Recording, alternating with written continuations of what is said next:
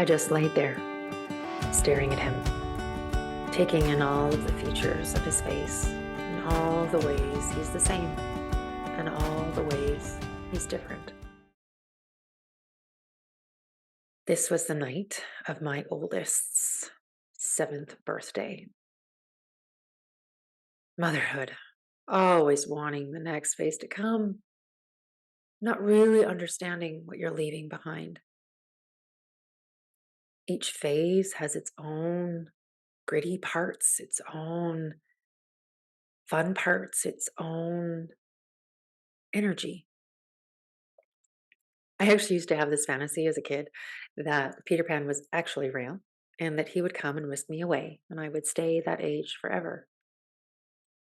I didn't realize what a gift it was to change and age and transform in spite of all of that. And sometimes just that thought, the idea that growth and age is a gift, can bring me more into the present. Not so far in the past and not too far in the future, just wanting to soak up the right now. And also knowing that there's this immense possibility that we are always changing, growing, longing for something, grieving. And that means those moments of presence are fleeting, but kind of profound. As I laid there, taking in all of the ways that he's changing, all of the ways he's exactly the same, it hits me like a ton of bricks. This human, this human made me a mom, a badge of honor and a title that I'm grateful to wear. But a word and a title that can get so under my skin when it is repeated a million times a day. A million times a day. The dichotomies of motherhood, when we hold two things that are true, equally loving being needed and wanting to be alone. And every day, in every way, they change and they stay the same.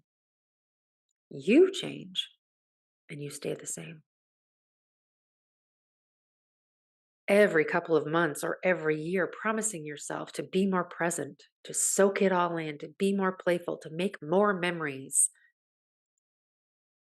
and equally never knowing if what you're doing is enough, being enough, responding enough, showing up enough, showing up too much.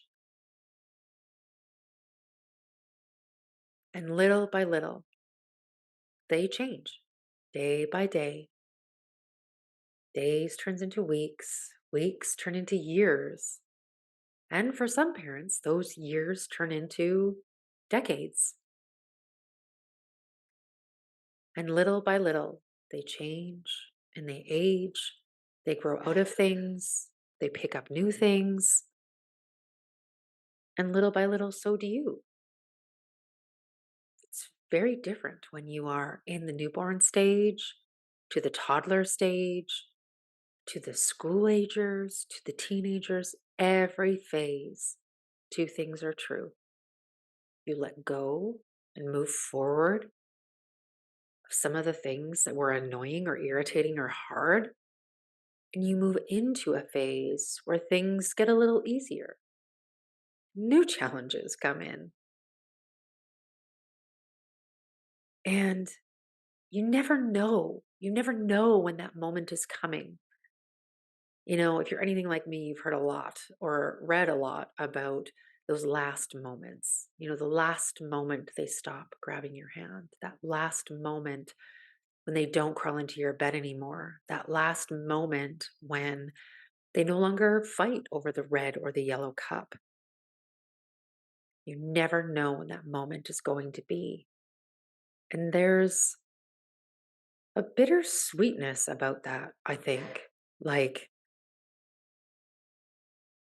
the moment when They stop looking like an innocent child and they start looking like a child, a preteen, a teenager.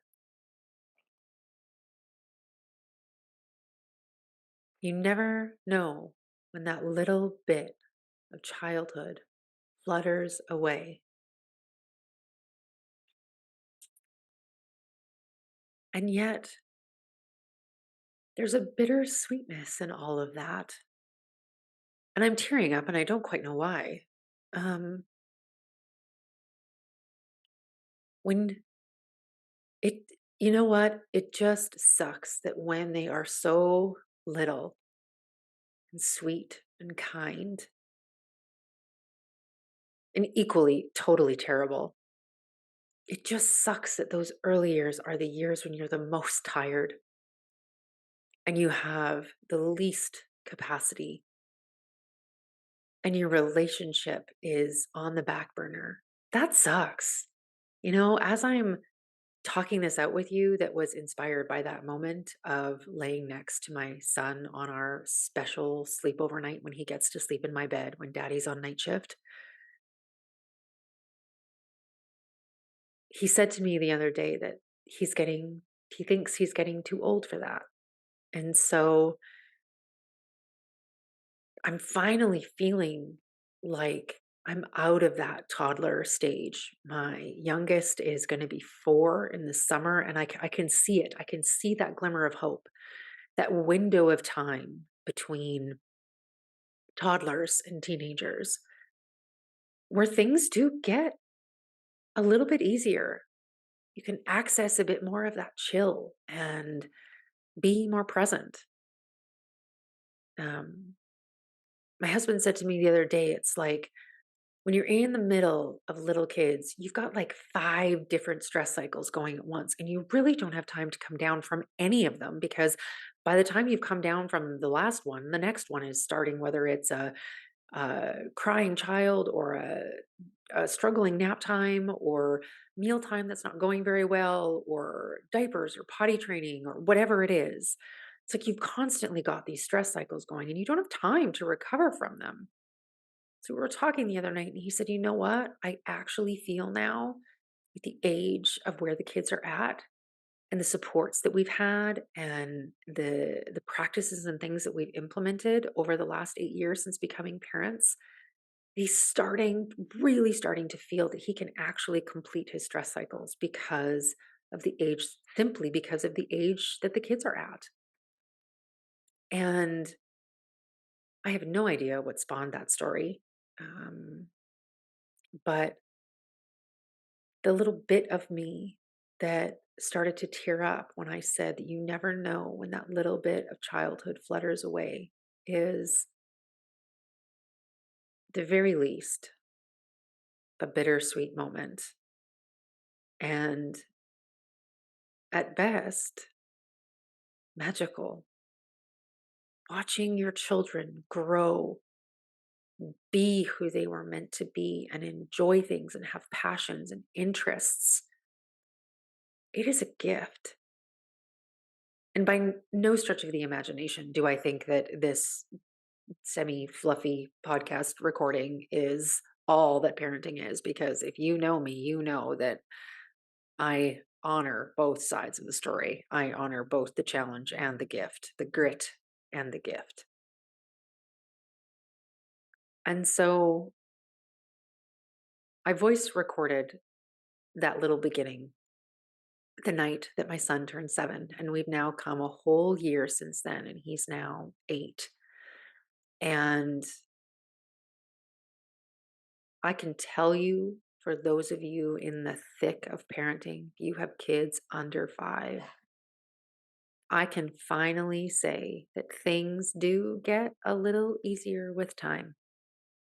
It is not always so hard. It is not always so arduous.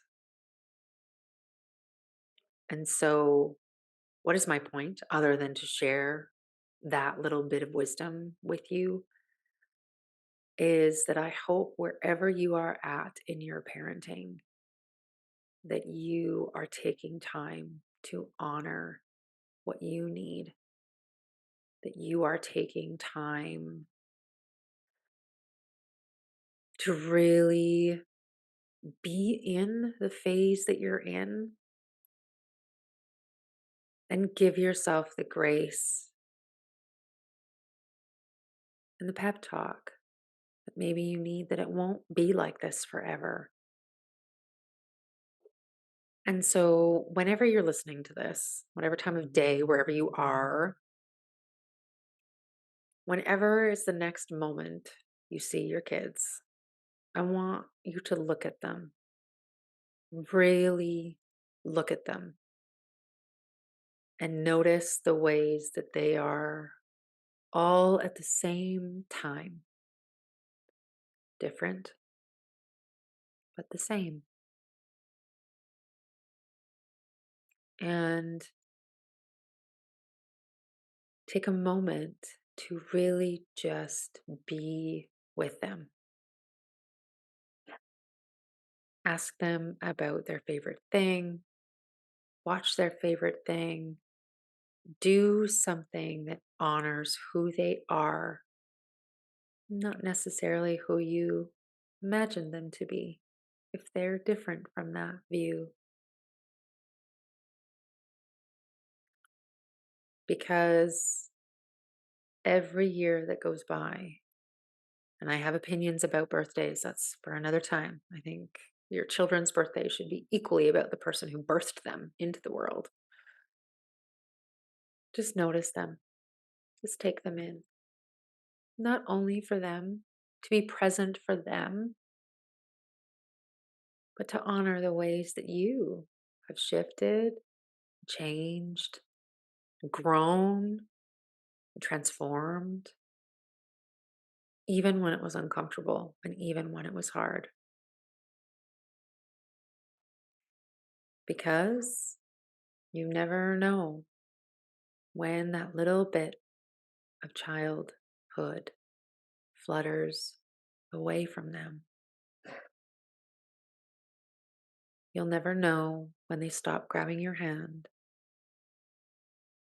the last time they don't sleep in your bed anymore, that moment when they get their own snacks and they don't care about the red cup anymore.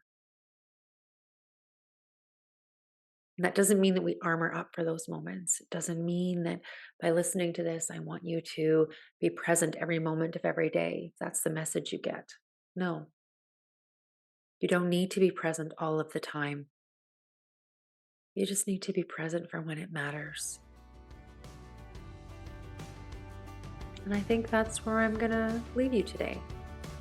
I am going to simply say, if something resonated, if you took a little bit of wisdom from today, that you hold it. You hold it for yourself.